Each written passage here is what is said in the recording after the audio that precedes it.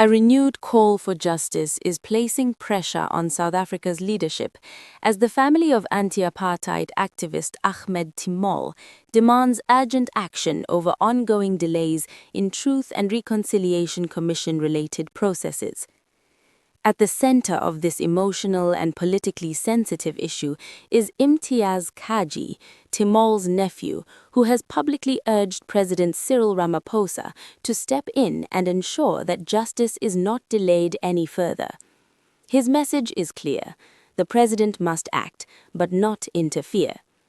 This distinction reflects a growing frustration among families of apartheid-era victims who believe that while the justice system must remain independent, it also requires decisive leadership to address persistent delays that have stretched over decades. Ahmed Timol's case remains one of the most symbolic and painful chapters in South Africa's history. A teacher and anti-apartheid activist, Timol died in police custody in 1971 under suspicious circumstances during the apartheid era. At the time, authorities claimed that he had jumped from a police building.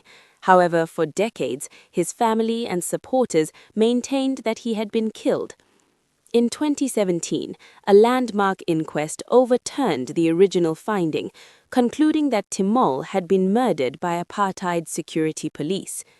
This ruling was widely seen as a breakthrough moment in South Africa's ongoing efforts to confront its past. But nearly a decade later, the pursuit of accountability remains incomplete. Despite the findings of the inquest, prosecutions related to the case have faced repeated delays, with legal processes moving slowly and in some instances appearing to stall entirely. For the Timol family, this has been deeply painful. Imtiaz Kaji has warned that these delays are not just administrative issues, they are emotional and psychological burdens that continue to affect victims' families, prolonging trauma and undermining faith in the justice system. The issue extends beyond a single case. It reflects a broader challenge linked to the unfinished work of the Truth and Reconciliation Commission, which was established in the 1990s to investigate human rights violations during apartheid. While the TRC played a crucial role in documenting abuses and promoting national reconciliation, many cases were left unresolved, particularly those involving individuals who were denied amnesty. In such cases, the expectation was that prosecutions would follow. However, progress has been uneven. Over the years, there have been repeated calls for the National Prosecuting Authority to prioritize TRC-related cases, but critics argue that political and institutional factors have contributed to delays. This has led to growing frustration among families, activists, and legal experts who argue that justice delayed is justice denied.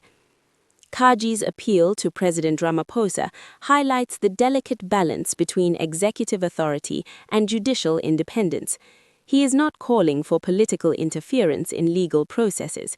Instead, he is urging the president to provide leadership, ensure accountability within institutions, and address systemic obstacles that are slowing progress. The call also comes at a time when questions about accountability and governance remain central to South Africa's political discourse. For many, the unresolved TRC cases represent a test of the country's commitment to justice and the rule of law. If cases involving historic human rights abuses cannot be resolved, it raises concerns about the effectiveness of institutions tasked with delivering justice. Legal experts note that prosecuting apartheid-era crimes presents unique challenges. These include the passage of time, the availability of evidence, and the advanced age of individuals involved.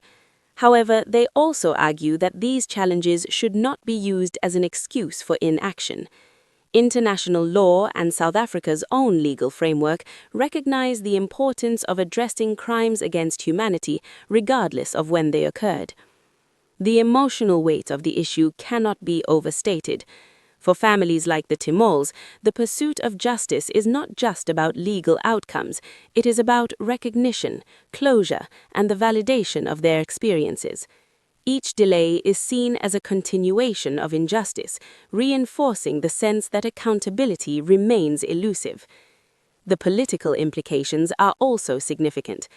The government's handling of TRC-related cases affects public trust, particularly among communities that were directly impacted by apartheid-era violence.